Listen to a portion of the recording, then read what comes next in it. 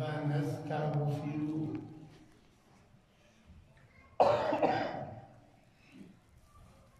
ونعوذ بالله من شرور أنفسنا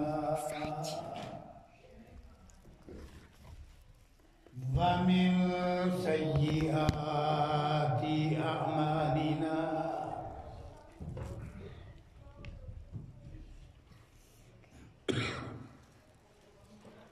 من يهد الله فلا مضل له ومن يضلل فلا هادي له وأشهد أن لا إله إلا الله وحده لا شريك له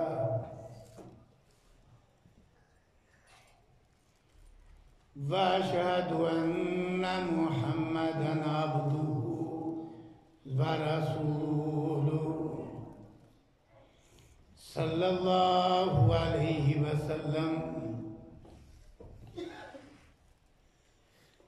أما بعد فأعوذ بالله السميع العليم من الشيطان الرجيم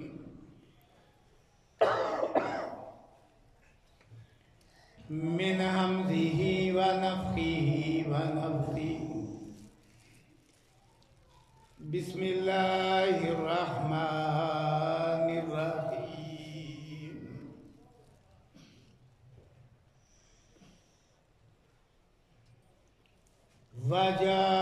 وجاءت سكرة الموت بالحق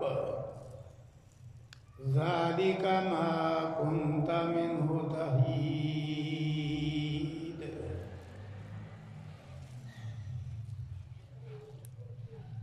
اللهم صل على محمد وعلى آل محمد كما صليت على إبراهيم وعلى آل إبراهيم إنك حميد مجيد اللهم بارك على محمد وعلى آل محمد كما باركت على إبراهيم وعلى آل إبراهيم إنك حميد مجيد رب اشرح لي صدري ويسر لي أمري واحلل عقدة من لساني يفقهوا قولي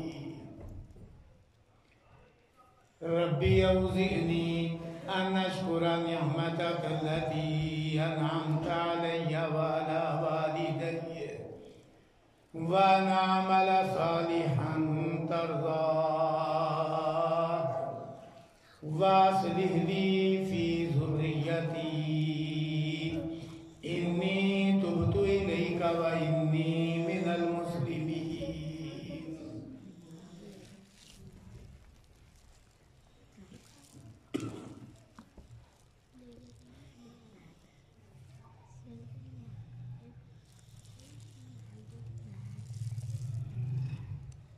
سورہ قاف کی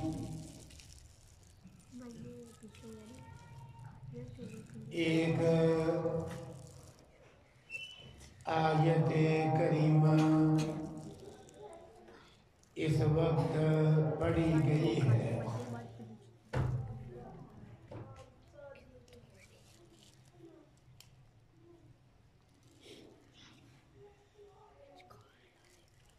یہ سورہ مبارکہ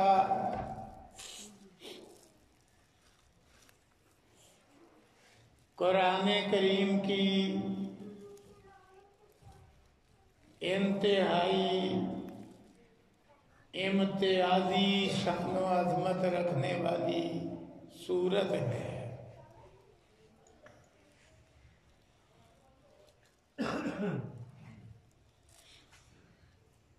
امام الانبیاء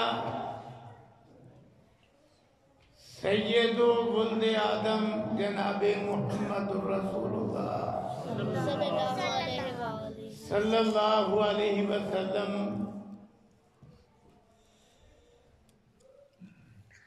یہ سورہ مبارکہ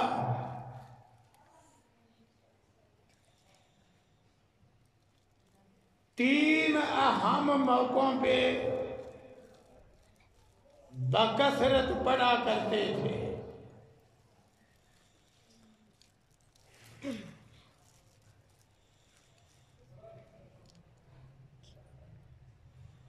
صحیح مسلم میں حضرت جابر بن سمرہ رضی اللہ عنہ سے روایت ہے. وہ بیان کرتے ہیں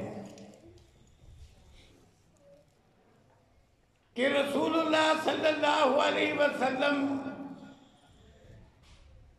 اکثر فجر کی نماز میں سورہ قاف پڑھتے ہیں. اکثر. باقی نمازیں آپ کی نماز فجر سے ہلکی ہوتی ہیں، لیکن نماز فجر میں آپ اکثر سورہ قاف پڑھتے ہیں. یہ ایک موقع ہے. نماز پنجگانہ میں نماز فجر بڑی اہم ہے.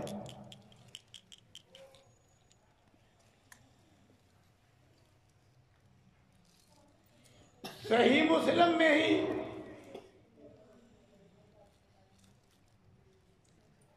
حضرت ام ہشام رضی اللہ عنہا سے روایت ہے. یہ عظیم صحابی حضرت حارثہ بن نعمان رضی اللہ عنہ کی لفظ جگر ہے. ام ہشام وہ بیان کرتی ہیں ما حفظت قاف والقرآن المجید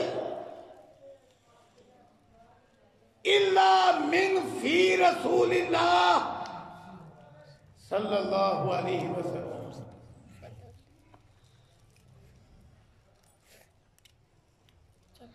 کہتی ہیں میں نے سورہ قاف رسول اللہ صلی اللہ علیہ وسلم کے منہ مبارک سے سن سن کے یاد کی ہے. کیوں؟ آپ ہر جمعہ کے خطبہ میں تقریباً سورہ قاف پڑھتے ہیں.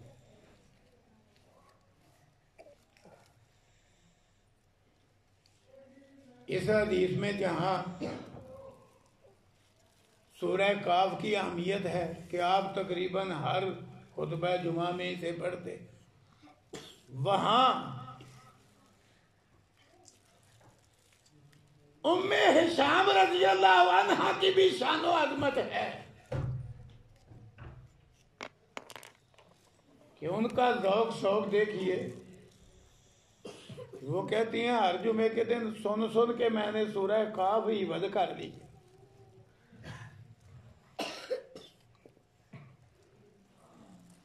حالانکہ سورہ قاف 3 رکوعوں پہ مشتمل سورت ہے، جبکہ آج ہم لوگوں کی حالت دیکھیں کتنی مساجد میں ہر جمعہ کے دن نماز جمعہ کی پہلی رکعت میں سورۃ الاعلیٰ پڑھی جاتی ہے. 1 رکوع کی صورت ہے. دوسری رکعت میں سورۃ الغاشیہ پڑھی جاتی ہے. 1 رکوع کی صورت ہے. ہر جمعے میں پڑھی جاتی ہے نماز جمعہ کے اندر. لیکن کوئی ہے جو کہے کہ مجھے سن سن کے سورہ اعلیٰ یاد ہو گئی ہے، سورہ غاشیہ یاد ہو گئی ہے؟ کوئی ہے جی؟ کوئی بھی نہیں. کہ سن کے اس کو سورہ اعلیٰ یاد ہو گئی ہو، سورہ غاشیہ یاد ہو گئی ہو، یہ چھوٹی صورتیں. ام ہشام بنت حارثہ بن نعمان رضی اللہ عنہما کہ ذوق شوق اور جذبے کے کیا کہنے، کہ وہ کہتی ہیں میں نے سورہ کاف رسول اللہ صلی اللہ علیہ وسلم کے منہ مبارک سے سن کر یاد کر لی، کہ آپ تقریباً ہر جمعے کے خطبے میں پڑھتے تھے. بہرحال یہ دوسرا موقع ہے کہ رسول اللہ صلی اللہ علیہ وسلم نے اس میں بھی سورہ کاف کا انتخاب فرمایا. یہ تقریباً ہر جمعے.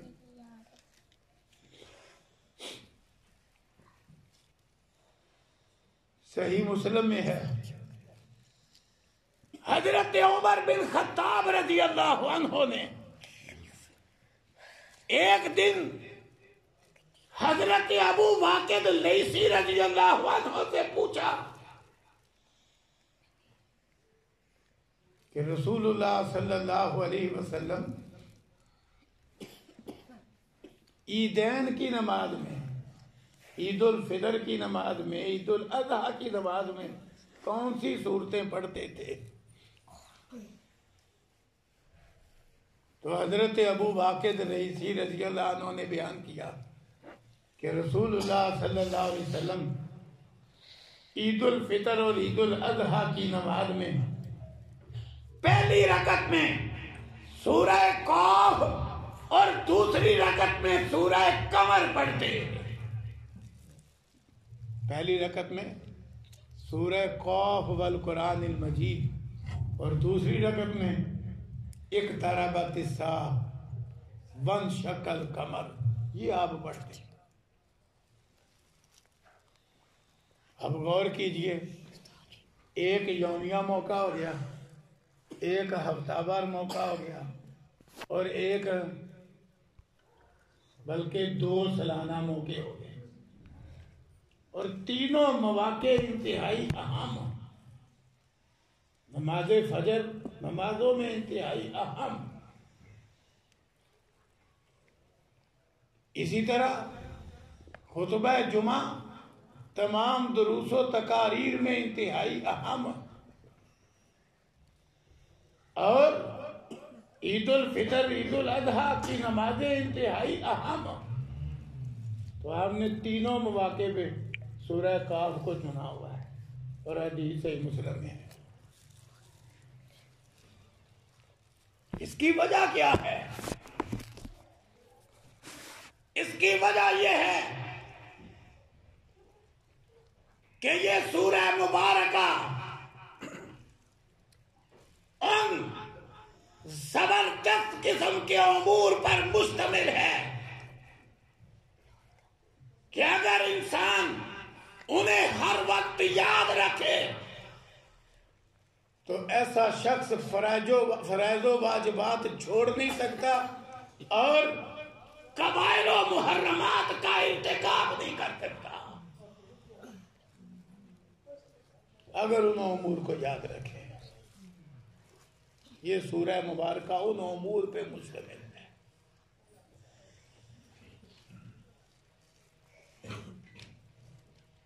امام المفسرین ابو الفدا حافظ ابن کثیر رحمہ اللہ نے وہ امور پھر بیان بھی کیا ہے کہ یہ بہت سارے ان امور پر مشتمل ہے جو بڑے اہم ہیں، کہ اگر انسان ہر وقت اپنی زندگی میں ان امور کو ملحوظ رکھے، یاد رکھے، تو انسان کی زندگی سنور جائے.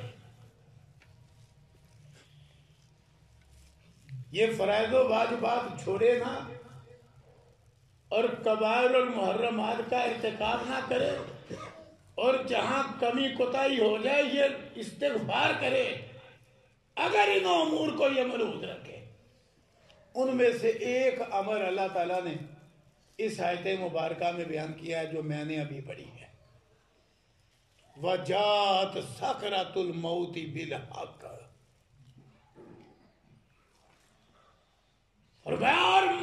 کی سختی اور بے ہوشی حق کے ساتھ آ گئی۔ سب سے پہلے تو انداز پہ غور کریں۔ وجاءت سکرۃ الموت بالحق، یہ قرآن کریم کی سورہ کاف کی آیت مبارکہ ہے۔ اگر کوئی پڑھنے والا پڑھے گا تو وہ زندہ ہوگا اور پڑھے گا، کوئی سننے والا سنے گا تو وہ زندہ ہوگا تو سنے گا۔ لیکن اللہ تعالیٰ نے الفاظ کیا بولے؟ وجاءت سکرۃ الموت بالحق، موت کی سختی اور بے ہوشی حق کے ساتھ آ گئی۔ مطلب یہ ہے کہ موت کی سختی اور بے ہوشی اس قدر اٹل حقیقت ہے، اس قدر اٹل حقیقت ہے اور یہ آ کے رہنے والی ہے کہ ہر بندہ یوں یہ سمجھ لے کہ آ گئی ہے۔ لفظ ماضی کا استعمال کیا اور موت کی سختی اور بے ہوشی آ گئی۔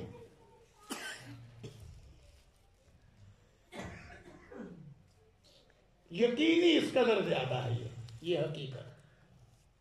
اور دیکھ لو دنیا میں کوئی مسئلہ نہیں جس میں اختلاف نہ ہو، بڑے بڑے اہم مسائل میں اختلاف ہے، لمبے چوڑے اختلافات ہیں، لیکن یہ مسئلہ موت ایک ایسا مسئلہ ہے جس میں کسی کو اختلاف نہیں کہ مر جانا ہے۔ تو اللہ تعالیٰ اللہ تعالیٰ نے اس سورہ مبارکہ میں موت یاد کروائی اور زبردست انداز میں یاد کروائی۔ فرمایا وجاءت سکرۃ الموت بالحق، اور موت کی بے ہوشی اور سختی حق لے کر آ گئی، یعنی آ کر رہنے والی ہے۔ کوئی فرد و بشر دنیا کا موت سے نہیں بچ سکتا، کوئی فرد و بشر۔ اللہ تعالیٰ نے اس کا اٹل ہونا اس زبردست انداز میں بیان کیا ایک مقام پہ۔ فرمایا وَمَا جَعَلْنَا لِبَشَرٍ مِّن قَبْلِكَ الْخُلْدَ أَفَإِن مِّتَّ فَهُمُ الْخَالِدُونَ، ہم نے آپ سے پہلے بھی کسی انسان کے لیے ہمیشہ کی زندگی نہیں بنائی۔ اے پیغمبر صلی اللہ علیہ وسلم، جب آپ بھی وفات پانے والے ہیں تو اور کون ہے ہمیشہ زندہ رہنے والا؟ یہ قرآن کی ہے۔ أَفَإِن مِّتَّ فَهُمُ الْخَالِدُونَ۔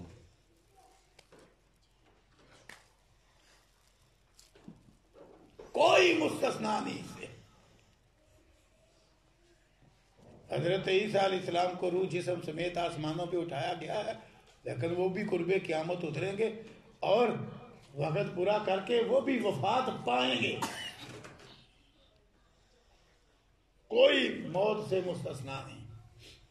اللہ نے قرآن کریم میں بہت سارے پیغمبروں کی موت و وفات کا تذکرہ کیا ہے، لفظ موت بول کے تذکرہ کیا۔ ام کنتم شہداء اذ حضر یعقوب الموت، تو کیا تم موجود تھے جب حضرت یعقوب علیہ السلام کو موت آئی؟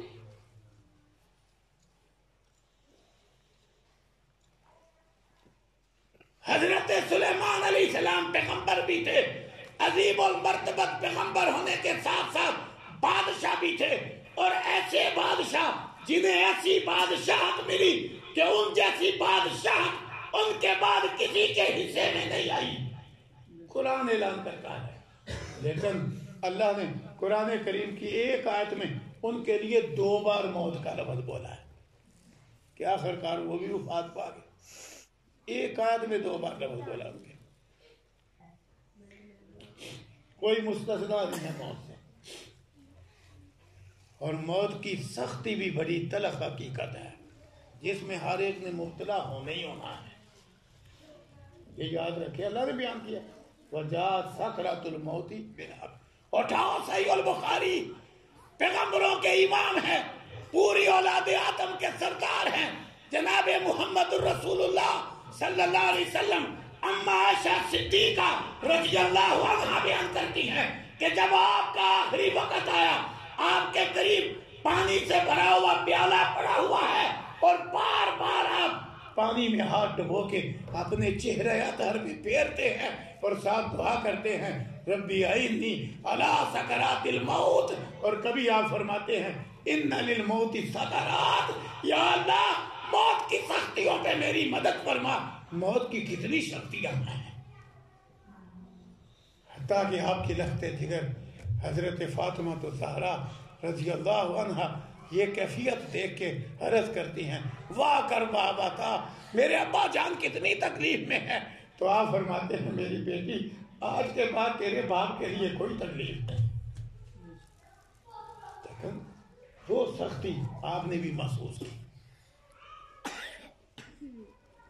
وجا سکرات الموت بالحق، اور اللہ تعالیٰ نے یہ زبردست انداز میں بات کہی، موت کی بے ہوشی آ گئی حق کے ساتھ۔ یہ جو بات کہی حق کے ساتھ، اس کا کیا مطلب ہے؟ اس کا ایک مطلب تو یہ ہے نا کہ اٹل ہے، آگے رہے گی موت۔ دوسرا ایک اور مطلب بھی ہے، بڑے بڑے متکبر، بڑے بڑے سرکش، بڑے بڑے کافر، بڑے بڑے دہریے، اللہ کے وجود کے منکر، آخرت کے منکر، نبیوں اور رسولوں کے منکر، آسمانی کتابوں کے منکر، یہ موت ایک ایسی تلخ حقیقت ہے کہ جو ہی موت آتی ہے ساری انہیں بھی سمجھ آ جاتی ہے کہ اللہ بھی ہے، آخرت بھی ہے، جنت بھی ہے، جہنم بھی ہے، جزا بھی ہے، سزا بھی ہے۔ یہ ہے بالحق کہ موت کی سختی اور بے ہوشی حق لے کے آ گئی کہ بس مرنے کی دیر ہے، ہر شے روشن ہو جاتی ہے بندے کے آگے کہ اچھا یہ حقیقت ہو گیا ہے۔ جو پوری زندگی نہیں نہ مانتا، موت آتے ہی مان جاتا ہے، لیکن اس وقت ماننے کا کوئی فائدہ نہیں۔ موت آ گئی تو مانا تو کیا فائدہ، موت آ گئی تو پھر نہ ایمان قبول کرنے کا فائدہ ہے، نہ توبہ و استغفار کا فائدہ ہے، کوئی فائدہ نہیں۔ حتیٰ کہ کتنا بڑا متکبر تھا فرعون، آنا ربکم الاعلی کا دعوے دار تھا، کہتا تھا میں تمہارا سب سے اونچا رب ہوں، لیکن جب موت کا آغاز ہو گیا نا، پانی بحر کلزم کے اندر اس کے نتنوں میں گھسا، اس کی گردن کا سریا بھی فوراً ٹوٹ گیا۔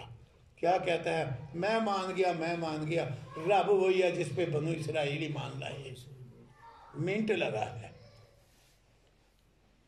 پوری زندگی نہیں نہ مانتا، توحید کو نہیں مانتا، رسالت کو نہیں مانتا، آخرت کو نہیں مانتا، جزا سزا حساب کتاب کو نہیں مانتا، موت کی سختی اور بے ہوشی آتے ہی سارا کچھ مان لیتا ہے، لیکن اس وقت ماننے کا فائدہ کوئی نہیں۔ اللہ نے فرعون کو بھی مخاطب کر کے کہا تھا آلانا، اب سمجھ آئی ہے تجھے، اب کوئی نہیں فائدہ۔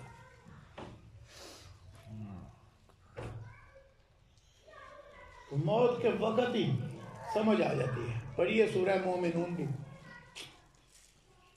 حتی اذا حضر احدهم الموت قال رب ارجعون، جس نے زندگی کفر میں، شرک میں، منافقت میں، نافرمانی میں، فسق و فجور میں برباد کی، رات بھی اللہ کی نافرمانی، دن بھی اللہ کی نافرمانی، کبھی فلم، کبھی ڈرامہ، کبھی ناول، کبھی افسانہ، کبھی گانا بجانا، کبھی کوئی کھیل تماشا، نہ نماز، نہ روزہ، نہ کوئی اور نیکی کا کام، دن بھی نافرمانی میں، رات بھی نافرمانی میں۔ فرمایا ایسا دنیا کی اس قیمتی مہلت کو ضائع کرنے والا، پوری بے دردی سے برباد کرنے والا، جو ہی موت آئے گی کالا رب ارجعون، ساری سمجھ آ جائے گی اور کہے گا یا اللہ ایک موقع دے دے۔ موت کی سختی سے روشنی ہو جائے گی، فوراً کہے گا، قرآن بیان کر رہا ہے، ہائے ہائے 60-70 سال کی زندگی میں سمجھ نہیں آئی، لیکن مرتے ہی اللہ فرما رہے ہیں جب موت آتی ہے ان میں سے ایسے شخص کو فوراً کہتا ہے رب ارجعون، یا اللہ ایک بار پھر دنیا میں بھیج دے، ایک بار۔ لیکن کیسے؟ اللہ نے جب بھیجنا نہیں تو نہ بندہ اپنے آپ کو موت سے بچا سکتا ہے، نہ رشتے دار بچا سکتے ہیں، نہ جگری دوست بچا سکتے ہیں۔ اللہ نے سورہ واقعہ نقشہ کھینچا ہے۔ میں بتلاؤ، اگر تم سمجھتے ہو کہ تم ہمارے محکوم نہیں ہو، ہماری مخلوق نہیں ہو، ہمارے زیر تصرف نہیں ہو، جزا سزا بھگتنے والے نہیں ہو، اگر تم اپنی ضد پہ اڑے ہوئے ہو کہ کوئی رب نہیں، کوئی کائنات میں تصرف کرنے والا نہیں، کوئی جزا سزا دینے والا، حساب کتاب لینے والا نہیں، اگر تم اس بات میں سچے ہو تو ہماری ایک بات کا جواب دو، تمہارے جمگھٹ میں، اللہ اکبر، عموماً جب آخری وقت آتا ہے تو اکثر حالت یہی ہوتی ہے، جمگھٹ ہی ہوتا ہے، ڈاکٹروں کا، طبیبوں کا، معالجوں کا، رشتہ داروں کا، عموماً جمگھٹ ہوتا ہے۔ فرمایا اگر تم اس بات میں سچے ہو کہ تم نے جزا سزا کو نہیں بھگتنا، تو فرمایا تمہارے جمگھٹ میں تمہارا قریبی تم سے بچھڑ جاتا ہے، ترجعونہا ان کنتم صادقین، اگر سچے ہو تو اپنا بچھڑنے والا واپس تو لے کر آؤ، لاؤ واپس، ترجعونہا لاؤ واپس اسے اگر تم سچے ہو۔ کوئی لا سکا آج تک؟ جب وقت آ جائے ایک لمحہ آگے پیچھے نہیں، اتنی تلخ حقیقت ہے موت، وجا سکرات الموت بالحق، فرمایا موت کی بے ہوشی اور سختی آ گئی حق کے ساتھ، اللہ اکبر۔ فرمایا اس وقت سب سے پہلے تو انسان کو یہ کہا جاتا ہے ذالک ما کنت منہ تحید، یہ ہے وہ جس سے تو بھاگتا تھا۔ یہ فطری اور طبی بات ہے، ہر بندہ موت سے بھاگتا ہے، بچنے کی کوشش کرتا ہے، زیادہ تر لوگ یہی کوشش کرتے ہیں کہ ہم بچ جائیں، پر موت سے بندہ بچ کوئی نہیں سکتا، کوشش بھی ہر بندے کی ہوتی ہے، ایک دن جتنی مرضی اوور ہو جائے، آدمی بیمار ہو جائے پھر کوشش کرتا ہے نہیں جی مجھے کہیں لے جاؤ میں بچ جاؤں، آل اولاد بھی کوشش کرتی ہے ماں بچ جائے، باپ بچ جائے، اگر کسی کا کوئی بزرگ 100 سال سے بھی اوپر ہو جائے پھر بھی نہیں کوئی کہتا کہ چلو جی اتنی عمر ہو گئی ہے اس کو گھر میں ہی تڑپنے دو، نہیں، اگر اسے کوئی تکلیف ہو جائے تو کہتے ہیں نہیں بھائی لے جاؤ اسپتال لے جاؤ شاید بچ جائے، مسجدوں میں دعائیں کرواتے ہیں مولانا دعا کرنا، ابا جی بیمار ہیں، ماں جی بیمار ہیں، لیکن بچ نہیں کوئی سکتا، جب وقت آ جائے نا پھر بچ نہیں سکتا، ذالک ما کنت منہ تحید، کہا جائے گا یہ ہے وہ جس سے تو ہٹتا تھا بچتا تھا۔ آج دیکھو موت کے نام پہ ڈرا ڈرا کے کورونا کے فتنے میں لوگوں نے کیا کچھ دنیا میں کروا لیا ہے، کیوں لوگ موت سے ڈرتے پڑا کہ ہم بچ جائیں، کیا کچھ کروا لیا، ہائے ہائے حرمین ویران کر دیے گئے، مسجدوں کو تالے لگا دیے گئے، مارکیٹیں بند کر دی گئی، بازار بند کر دیے، گھر پر رہو موت موت کرونا موت، لیکن اللہ کیا فرما رہے ہیں؟ اللہ فرما رہے ہیں ذالک ما کنت منہ تحید، بندہ مرتا ہے نا تو فوراً کہا جاتا ہے یہ ہے جس سے تو بھاگتا تھا، مر گیا۔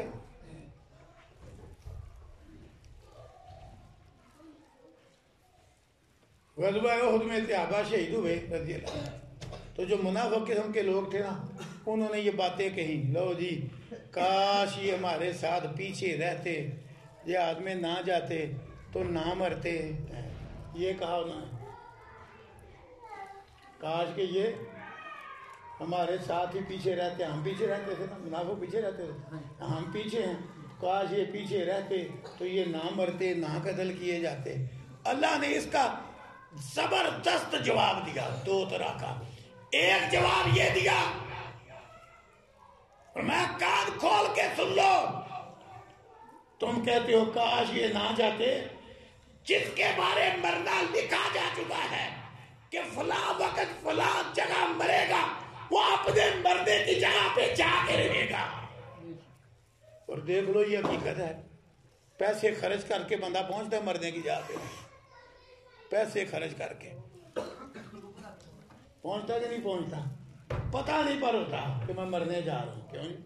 کتنے لوگ ہیں پیسے خرچ کر کے گاڑی کروا کے وہ جا کہاں رہے ہیں، پیسے لینے، کہ میں نے راول پنڈی مال بھیجا ہوا ہے میں پیسے لے کے آؤں، لاہور میں مال بھیجا ہوا ہے میں پیسے لے کے آؤں، اگرائی لینے، جسے کاروباری لوگ اگرائی کہتے ہیں، وہ لینے کے لیے جاتا ہے، لیکن اس بیچارے کو پتہ ہی نہیں کہ پہلے تو میں اگرائی لے کے آتا تھا آج میں مرنے جا رہا ہوں، تو بتلاؤ پیسے خرچ کے موت کی جا پہنچتا کہ نہیں پہنچتا، بڑے لوگ ہیں۔ اب جس کی ہسپتال میں موت ہے وہ کہتا رہے بیٹوں کو بچوں کو مجھے نہ لے جاؤ، مجھے سمجھ آ رہی ہے مجھے نہ لے جاؤ، لیکن وہ لے کر ہی جاتے ہیں۔ جس کی راستے میں ہے وہ راستے میں فوت ہوتا ہے، جس کی ہسپتال میں ہے وہ ہسپتال پہنچ کے ہی فوت ہوتا ہے، جس کی گھر میں ہے وہ ہسپتال سے گھر آ جاتا ہے، وہ ہسپتال والے کہتے ہیں ٹھیک ہو گیا، وہ گھر آتے ہی مر جاتا ہے۔ کیوں مرنا گھر میں تھا؟ تو اللہ تعالیٰ نے پہلا جواب تو یہ دیا کہ جن کا قتل ہونا لکھا ہوا تھا نا، انہوں نے اپنے گرنے کی جگہ پہ جانا ہی جانا تھا، وہ نہیں پیچھے رہ سکتے، تم موت سے نہیں بچا جا سکتا۔ امام الانبیاء جناب محمد رسول اللہ صلی اللہ علیہ وسلم نے فرمایا اللہ نے کوئی بیماری نہیں اتاری جس کی شفا نہ اتاری ہو، دوا نہ اتاری ہو۔ لوگوں کو سمجھ آئے یا نہ آئے، ہر بیماری کا علاج ہے۔ ڈاکٹر کہتے ہیں فلاں بیماری لا علاج ہے، وہ ڈاکٹروں کی بے علمی ہے، ورنہ رسول اللہ صلی اللہ علیہ وسلم نے کیا فرمایا؟ اللہ نے جو بیماری اتاری ہے اس کی شفا بھی اتاری ہے، لیکن آپ نے فرمایا ایک شے کا اللہ نے علاج نہیں اتارا، وہ کیا ہے؟ موت۔ موت کا نہیں اللہ نے علاج اتارا۔ مجھے یاد ہے اس وقت تقریباً میں سمجھو جوانی میں تھا، خود میں نے وقت اخبار پہ اتنی موٹی سرخی پڑی، کیا کسی سائنسدان نے ایک شوشہ چھوڑ دیا، موٹی سرخی آئی کہ جی ہم نے انسانی دماغ میں سے ایک چپ پردہ ایسا دریافت کر دیا ہے، ہم اس پہ تحقیق کر رہے ہیں، چند سالوں میں موت پہ قابو پا لیا جائے گا۔ یہ اس نے دعویٰ کیا، اور موٹی سرخی اخبارات پہ۔ لو جی، سائنس کی جو چیز حقیقت ہو نا، وہ دن بدن ترقی کرتی ہے، ایسا محسوس ہوتا ہے وہ شوشہ چھوڑنے والا ہی مر گیا ہے، آج تک موت پہ تو کوئی نہیں قابو پایا جا سکتا۔ کہ پایا گیا ہے بڑے بڑے ترقی یافتہ ممالک ہیں، کوریا، جاپان، امریکہ، کیوں جی ہم سے زیادہ موتیں ہیں وہاں، موت پہ قابو کون پا سکتا ہے؟ نبی صلی اللہ علیہ وسلم فرما رہے ہیں ہر بیماری کا اللہ نے علاج اتارا پر موت کا نہیں اتارا، موت سے کون بچ سکتا؟ تو اس لیے دوسرا جواب اللہ نے کیا دیا؟ انہوں نے کہا نا گھر رہتے، ہمارے پاس رہتے تو نہ مرتے۔ جس طرح بڑا زور لگایا گیا، ماسک پہنیے، 6 فٹ کا فاصلہ رکھیے، گھر پر رہیے، بلا ضرورت باہر نہ نکلیے۔ بندہ پوچھے اگر کرونا حقیقت ہے تو جس نے کرونا سے مرنا ہے نا، اس نے اسی سے مرنا ہے جتنے مرضی ماسک چڑھا لے، 10 چڑھا لے، اس نے نہیں بچنا۔ ہماری قوم کا تو ایمان ہی بڑا مضبوط ہے، یہ ایمان کمزور کرنے کے لیے تو یہ فتنہ کھڑا کیا گیا، ورنہ ان پڑھ سے ان پڑھ بندہ، جاہل سے جاہل بندہ بولا کیا کہتا تھا، ذرا کوئی بات ہوتی نا تو ہماری قوم کا، خصوصاً پاکستانی قوم کا، کلمہ پڑھنے والی پاکستانی قوم کا تو توکل اتنا مضبوط تھا، ان کا چھوٹا بڑا کہتا تھا جو رات قبر میں ہے وہ باہر نہیں۔ کیوں جی یہ بات سنی ہوگی آپ نے، جو رات قبر میں ہے وہ باہر نہیں، تو یہ ہے بھی حقیقت۔ تو اللہ تعالیٰ نے ان منافقوں کا جواب دیا۔ آج ڈرا ڈرا کے دنیا میں لوگوں نے سازشیں کی ہیں، بھلا موت سے بھی کوئی بچ سکتا ہے؟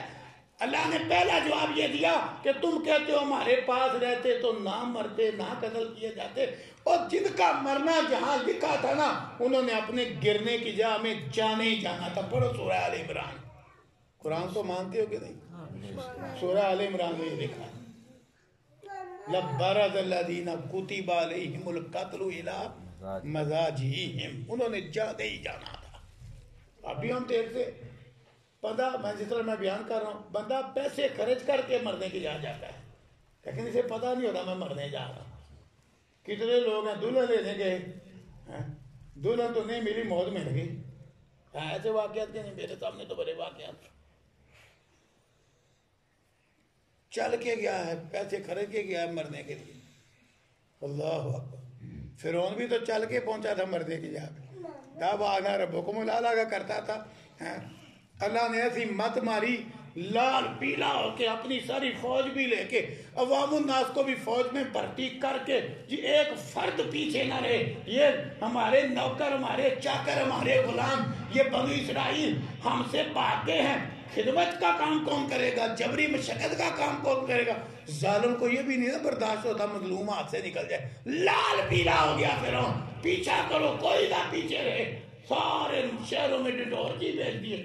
دیکھو پتہ ہی نہیں تھا کہ ہم سارے اکٹھے ہو کے چھوٹے بڑے مرد عورتیں ہم بارے کلثوم میں مرنے جا رہے ہیں. پتہ ہی نہیں تھا، سارے وہاں مرے.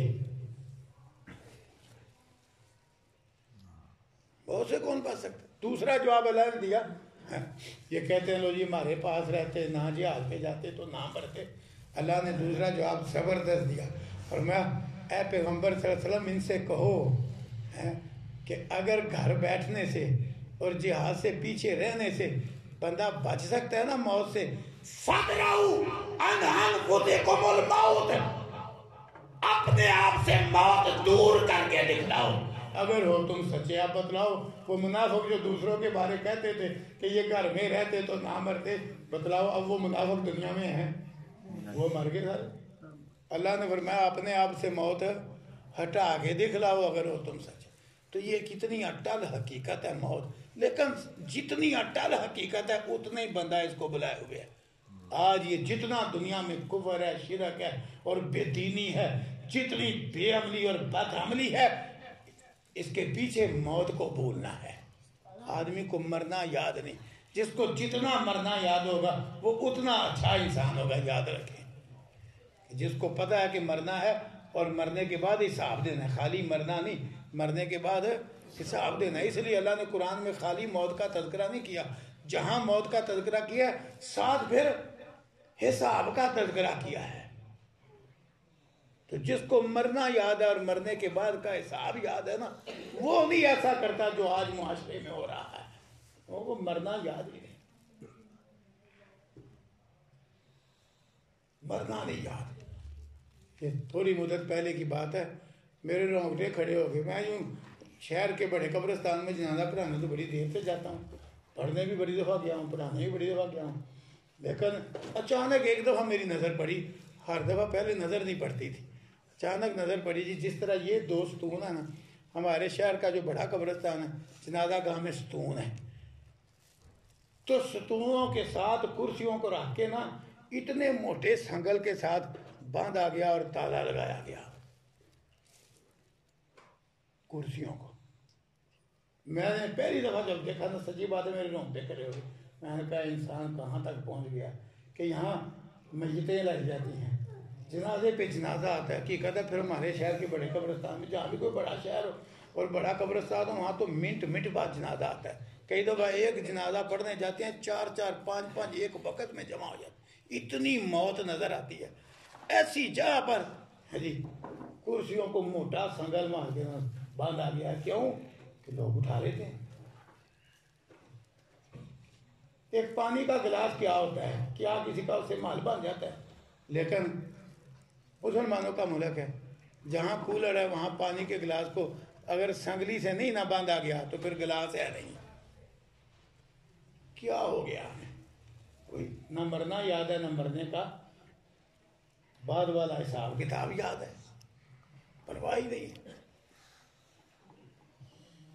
اسی لیے اللہ تعالیٰ نے یہ یاد کروایا ہے. اور قرآن کریم میں جہاں کہیں اللہ نے موت کا ذکر کیا نا، وہاں ساتھ جزا سزا بھی یاد کروائی. سنو، ایک مقام پہ اللہ فرماتے ہیں کل نفس ذائقۃ الموت، ہر جان موت چکھنے والی ہے.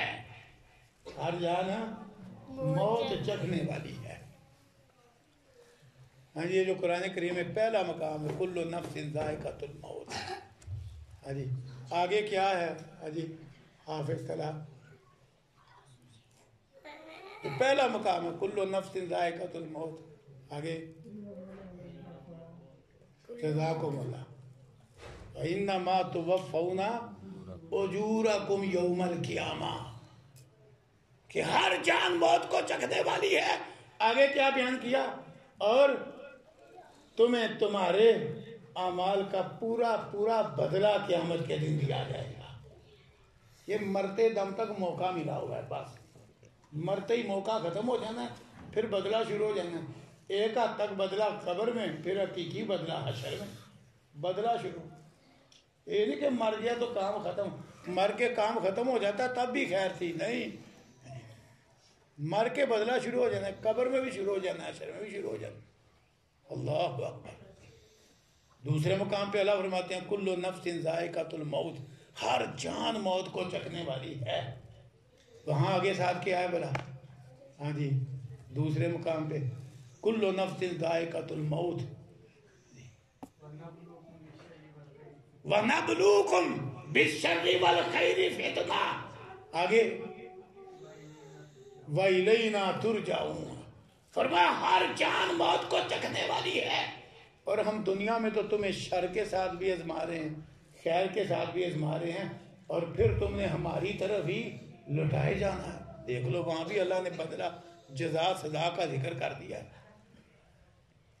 3 مقام ہے قرآن کریم میں جہاں اس طرح موت کا تذکرہ ہے، ایک ہی انداز میں کل نفس ذائقۃ الموت، تینوں جگہوں پہ اللہ نے ساتھ پھر جزا سزا اور بدلے کا تذکرہ کیا ہے، تینوں جگہوں۔ اور یہاں بھی سورہ کاف میں انداز ہو رہے ہیں، لیکن یہاں بھی آگے اللہ نے آخرت کا، قیامت کا، جزا سزا کا تذکرہ کیا ہے، اس لیے تو یہ سورت آپ بار بار پڑھتے۔ فرمایا وجاءت سکرات الموت بالحق، اور موت کی بے ہوشی حق کے ساتھ آ گئی، ذالک ما کنت منہ تحید، یہ ہے وہ موت جس سے تو بھاگتا بچتا پھرتا تھا، بچ نہیں سکا، یہ آج تک کیوں بچ سکا ہے؟ یہ ہے جس سے تو بھاگتا تھا۔ آگے ساتھ ہی کیا فرمایا وَنُفِخَ فِي الصُّورِ، کیا ہے آگے وَنُفِخَ فِي الصُّورِ ذَلِكَ يَوْمُ الْوَعِيدِ، اور ایک وقت آئے گا سور میں پھونک دیا جائے گا، اور یہ دھمکی پوری ہونے کا دن ہے۔ دنیا میں اللہ نے پیغمبر بھیج کے، کتابیں اتار کے، کافروں کو، مشرکوں کو، نافرمانوں کو دھمکیاں سنائی ہیں، دھمکیاں، قبر کے عذاب کی دھمکیاں، حشر کے عذاب کی دھمکیاں۔ فرمایا جب سور میں پھونک دیا جائے گا، ذالک یوم الوعید، وہ دھمکی پوری ہونے کا دن ہے، اللہ، وہ وعید کا دن ہے، ذالک یوم الوعید۔ اور ساتھ پھر کہا جائے گا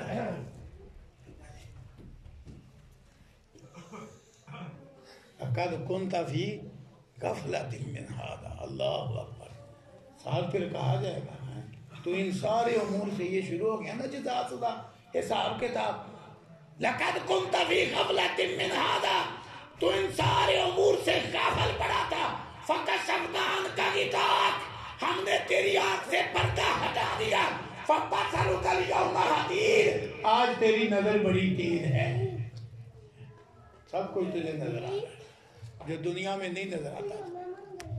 دنیا میں اصل میں غافل کرنے والی چیزیں ہی بڑی ہیں، چیزیں ہی بڑی ہیں۔ شیطان بھی موت بلا کے رکھتا ہے، قبر بھی بلا کے رکھتا ہے، حشر بھی بلا کے رکھتا ہے، انسان کا نفس امارہ بھی اس کو مرنا بلا کے رکھتا ہے، قبر بلا کے رکھتا ہے، حشر بلا کے رکھتا ہے۔ اور دنیا میں شیطانی چیزوں کا جو جال پھیلا ہوا ہے، خصوصاً جو قیامت قریب آ رہی ہے، وہ جال بڑھتا ہی جا رہا ہے، ہر طرف کھیل تماشا، لہو و لعب، گانا بجانا، ناول افسانہ، فلم ڈرامہ، یہ سکرین کا فتنہ، اللہ کی پناہ، اللہ اکبر، ہر شے بلا دی اس نے، مرنا بلا دیا، قبر بلا دی، حشر بلا دیا، اتنی اٹل حقیقت موت، لیکن چھوٹا بڑا بولا ہوا، اللہ اکبر۔ سنن ترمذی اٹھائیے، امام الانبیاء جناب محمد الرسول اللہ صلی اللہ علیہ وسلم نے ارشاد فرمایا اکثروا ذکر ہاضم اللذات، یہ لذتوں، چسکوں، مزوں کو توڑ کے رکھ دینے والی چیز زیادہ یاد کیا کرو، لذتوں کو، مزوں کو، مسرتوں کو، چسکوں کو توڑ کے رکھ دینے والی چیز۔ کیوں جی بتلاؤ؟ جتنا مرضی بندہ مزے میں ہو، کسی چسکے میں ہو، لذت میں ہو، بڑا مزہ آ رہا ہو کسی کام میں، موت کی اطلاع آ جائے کسی قریبی کی، بتلاؤ تو چسکا قائم رہتا ہے؟ مزہ قائم رہتا ہے؟ پتہ نہیں، ایک لمحے میں سارا ختم ہو جانا.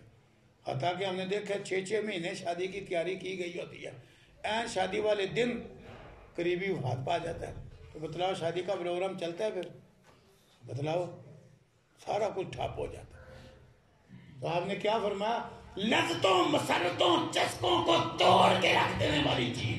انسان حرام لذتوں مسرتوں میں پڑا ہوا ہے، چسکوں میں پڑا ہوا ہے. فرمایا لذتوں کو توڑ کے رکھ دینے والی چیز، اس کا تذکرہ زیادہ کرو. آپ نے پھر آگے وضاحت کی کہ وہ کون سی چیز ہے؟ الموت. موت کا تذکرہ زیادہ کرو. اٹھائیے سلسلہ صحیحہ، علامہ البانی رحمہ اللہ نے حدیث ذکر کی ہے. حضرت عبداللہ بن عمر رضی اللہ عنہ راوی ہیں، کہتے ہیں ایک بندہ آیا، آگے پوچھتا ہے اے اللہ کے رسول صلی اللہ علیہ وسلم، من افضل الناس، لوگوں میں سے افضل کون ہے؟ آپ نے فرمایا احسنہم خلقا، جو عادات و اخلاق کا اچھا ہے. آج لوگ سمجھتے ہیں خلق صرف اس کا نام ہے کہ میں ہنس کے ملوں. نہیں، یہ تو ایک حصہ ہے اخلاق کا. مطلب ہے جس کی ساری عادتیں، سارے امور اس کے اچھے ہیں، فرمایا وہ لوگوں میں افضل ہے. اس نے دوسرا سوال کر دیا، وَمَنْ أَقْيَسُ النَّاسِ، اللہ کے نبی یہ بھی بتلائیے لوگوں میں عقل مند کون ہے؟ بڑا عقل مند. آج لوگ بلا کس کو عقل مند سمجھتے ہیں؟ جو سیاست اچھی چمکا رہے ہیں، جن کو اقتدار کا نشہ ہے، جو اقتدار لے لے کہتے ہیں بڑا سیانا سمجھدار عقل مند ہے. جی بن گیا وزیر اعظم، بن گیا حکمران. کئی لوگ اس کو عقل مند سمجھتے ہیں جس کو پیسہ کمانا اچھی طرح آتا ہو، وہ دن بدن ترقی کرتا جائے، ہاں جی مال بڑھاتا جائے. لوگ کہتے ہیں بڑا سمجھدار ہے، بڑا پیسہ کما لیتا ہے، بڑا سیانا ہے. لیکن نہ قرآن یہ کہتا ہے، نہ پیغمبروں کے امام نے یہ کہا ہے کہ یہ عقل مند ہے. نہیں، قرآن میں بھی اللہ نے 10 خوبیاں بیان کی ہیں عقل مندوں کی، ان میں ایک بھی یہ نہیں کہ اقتدار والا عقل مند ہے، سیاست چمکانے والا عقل مند ہے، مال سمیٹنے والا عقل مند ہے. اگر ان چیزوں میں عقل مندی ہوتی تو قارون زمین میں دنسایا نہ جاتا. کتنی دولت تھی قارون کی، کیوں جی؟ اگر حکمرانی عقل مندی ہوتی تو فرعون کو بحر کلثوم میں ڈبویا نہ جاتا. کتنا بڑا حکمران تھا. اگر سیاست میں عقل مندی ہوتی، حمان کتنا بڑا سیاستدان تھا. کیا انجام ہوا؟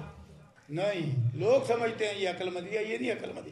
پیغمبروں کے امام نے کیا جواب دیا؟ ہائے ہائے، منع کیا الناس، اے اللہ کے رسول بتلائیے. ابن عمر راوی رضی اللہ عنہ، بتلائیے لوگوں میں بڑا عقل مند کون ہے؟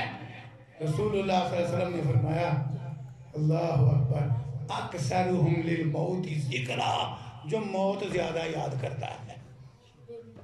ایک علامت، جو موت زیادہ یاد کرتا ہے. اکثرہم للموت ذکرا، پہلی نشانی. عقل مند کون ہے؟ جو موت زیادہ یاد رکھتا ہے. نمبر 2، اللہ اکبر، اور مرنے کے بعد والی جو حقیقی زندگی ہے نا، اس کی تیاری زیادہ کرتا ہے. آج دنیاوی زندگی کی تیاری تو بڑی ہو گئی ہے. لوگ ایسے ایسے بنگلے بنا رہے ہیں جیسے 1000 سال مرنا ہی نہیں. حقیقت ہے، ایسے ایسے محل بنا رہے ہیں کہ خالی بنیادوں پہ اب لاکھوں روپیہ لگ جاتا ہے. صرف بنیادوں پہ سریے ڈال ڈال کے مضبوط بنیادیں بنائی جاتی ہیں، اوپر عمارتیں کھڑی کی جاتی ہیں جیسے مرنا ہی نہیں. اور اسے عقل مندی سمجھا جاتا ہے. جی بڑی مضبوط عمارت. اگر عمارت کی بات ہے تو وہ تو قوم سمود پرانے وقتوں میں بڑی عمارت بنا لیتی تھی، پتھر تراش تراش کے. تو آپ نے کیا فرمایا؟ 2 نشانیاں بیان کی. ایک، وہ عقل مند ہے جو موت کو زیادہ یاد رکھتا ہے. دوسرا، اور پھر موت کی تیاری کرتا ہے کہ مرنے کے بعد زندگی ہے اصل، وہ اس کے لیے تیاری کرتا ہے. تیاری. آج ہماری تیاری دنیا کے لیے تو بے انتہا ہے. کوٹھیاں، بنگلے، کھیتی باڑی، صنعت، تجارت، ملازمت، مزدوری، دوڑ لگی ہوئی ہے. لیکن یاد رکھیے، ان چیزوں میں سے کسی چیز سے بھی قبر نہ روشن ہوگی، نہ ٹھنڈی ہوگی، نہ وسیع ہوگی. اور قبر روشن ہوگی عقیدہ توحید سے، نماز روزے سے. قبر ٹھنڈی ہوگی حج عمرے سے، ذکر اذکار قرآن کی تلاوت سے. قبر وسیع ہوگی ایمان، اسلام، اعمال صالحہ سے. وہ کیا ہی نہیں. اسی لیے تو اللہ نے سورہ قیامہ میں موت کا تذکرہ کر کے ایک اور انداز میں ہلایا ہے. وہاں بھی اللہ نے موت کا نقشہ کھینچا. جس طرح سورہ کاف سے بھی آپ کو سنایا, سورہ واقعہ سے بھی سنایا, تو ذرا سورہ قیامہ بھی سنیے. اللہ فرماتے ہیں کلا اذا بلغت التراقی وقیل من راق, خبردار جب روح پیروں سے نکل کے چھاتی پہ پھنس جاتی ہے. ہائے ہائے, موت کی سختی بڑی اٹل ہے. کلا اذا بلغت التراقی, پیروں سے روح نکلنا شروع ہوتی ہے, سر کی جانب سے نکلتی ہے. فرمایا جب پیروں سے نکل کے یہاں پہنچ جاتی ہے, وکیل من راق, ڈاکٹر جواب دے دیتے ہیں, کہتے ہیں بس جی اب گھر لے جاؤ اور خدمت کرو. تو پھر بھلا کیا کہا جاتا ہے, کوئی دم کرنے والا لاؤ.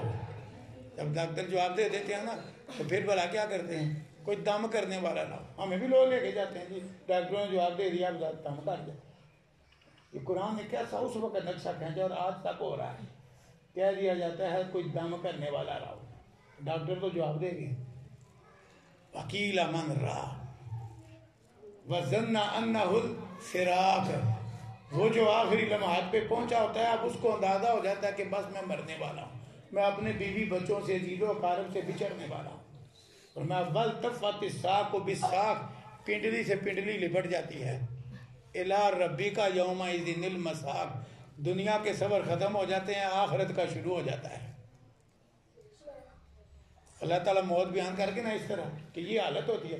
آگے بھلا کیا فرماتے ہیں, لیکن وہ مرنے والا فلا صدق ولا صلی, اور جس نے نہ توحید کی تصدیق کی, نہ رسالت کی تصدیق کی, نہ آخرت کی تصدیق کی, نہ قرآن کی تصدیق کی, نہ نیکی کی تصدیق کی. فلا صدق, اس بدبخت نے نہ تصدیق کی, ولا صلی, نہ نماز پڑھی, ولیکن کذب وتولی, ہمیشہ جھٹلایا اور قرآن و سنت سے منہ موڑا.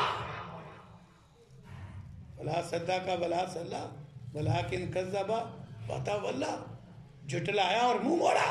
ثم ذهب الى اهله يتمتع, پھر اکڑتا ہوا گھر چلا گیا.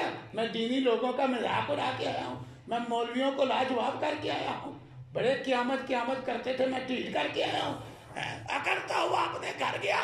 اور میں تجھے کیا معلوم, اولا لک فاولا ثم اولا لک فاولا, 4 بار اللہ نے وعید سنائی, ہلاکت ہے تیرے لیے, ہلاکت ہے, پھر ہلاکت ہے تیرے لیے, پھر ہلاکت ہے.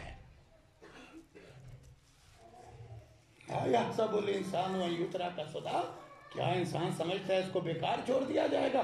نیک بھی مر گیا اور کام ختم, بد بھی مر گیا کام ختم, مومن بھی مر گیا کام ختم, کافر بھی مر گیا کام ختم. اس کا مطلب تو یہ ہے کہ یہ سارا کچھ بیکار ہے. نہیں, جس طرح کا دنیا کی زندگی میں کر کے جائے گا بھگتے گا.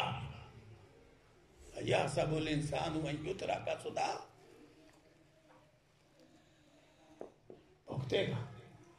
اس لیے مرنا یاد رکھنا چاہیے. رسول اللہ صلی اللہ علیہ وسلم نے نا پابندی لگا دی, قبرستان نہ جایا کرو. پہلے پابندی لگا دی, کسی وجہ سے آپ نے لگائی تھی, لیکن آپ نے بعد میں پابندی اٹھائی اور فرمایا خبردار, میں نے تمہیں قبروں کی زیارت سے منع کر دیا تھا, الا فزوروہا, خبردار اب کبھی کبھی قبروں کی زیارت کیا کرو.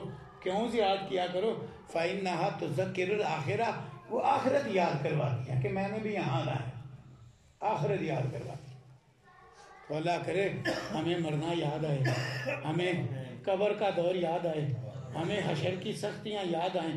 اگر دنیا کی زندگی میں ان چیزوں پہ یقین کر کے فکر کر لیا اور اپنا ایمان صحیح کر لیا, عقیدہ صحیح کر لیا, اخلاق صحیح کر لیا, کردار صحیح کر لیا, عملی زندگی صحیح کر لی, نماز روزے والا مومن متقی بن گیا, اللہ اکبر, پھر بشارت ہی بشارت ہے. فلا خوف علیہم ولا هم یحزنون, قرآن کہتا ہے نہ ان پر ڈر ہوگا نہ غم زدہ ہوں گے, بلکہ مرتے ہی خوشخبری سنائی جائے گی. یا ایتھا النفس المطمئنہ, او نفس مطمئنہ. نفس مطمئنہ وہ ہے جس کو ایمان میں مزہ آئے, اور جس کو نماز میں مزہ آئے, جس کو روزے میں مزہ آئے, جس کو حج عمرے میں مزہ آئے, جس کو قرآن کی تلاوت میں لذت محسوس ہو, یہ ہے نفس مطمئنہ. پھر بشارتیں بشارتیں, اے نفس مطمئنہ مطمئنہ، جس کو ایمان میں مزہ آتا تھا، جس کو نماز میں مزہ آتا تھا، جس کو روزے میں مزہ آتا تھا، جس کو مسجد میں درس سن کے مزہ آتا تھا، اے نفس مطمئنہ ارجی، جا الہ ربی کی، اپنے رب کی طرف جا۔ کیسے جا؟ راضیۃ مرضیہ، مزہ آ گیا زندگی کا اور تو رب پہ راضی، تیرا رب تجھ پہ راضی۔ اللہم اجعلنا منہم، مرتے ہی بشارت، جا اپنے رب کی طرف، تو رب پہ راضی، تیرا رب، تو رب پہ راضی، تیرا رب تجھ پہ راضی۔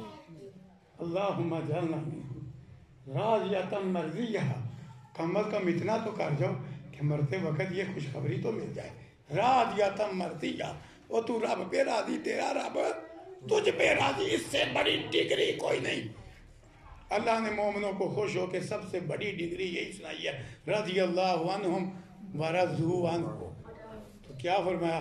کہا جائے گا اے نفس مطمئنہ، اور جس کو ایمان میں مزہ آتا تھا، جس کو نماز میں مزہ آتا، نفس مطمئنہ وہ ہے جس کو نیکی کے کاموں میں مزہ آتا تھا، بھول کے شیطان کے بہکاوے میں غلطی ہو ہی جاتی، اس کا دل تڑپتا تھا، بے قرار ہوتا تھا، وہ رو رو کے تاڑے مار مار کے رو رو کے معافیا مانگتا تھا۔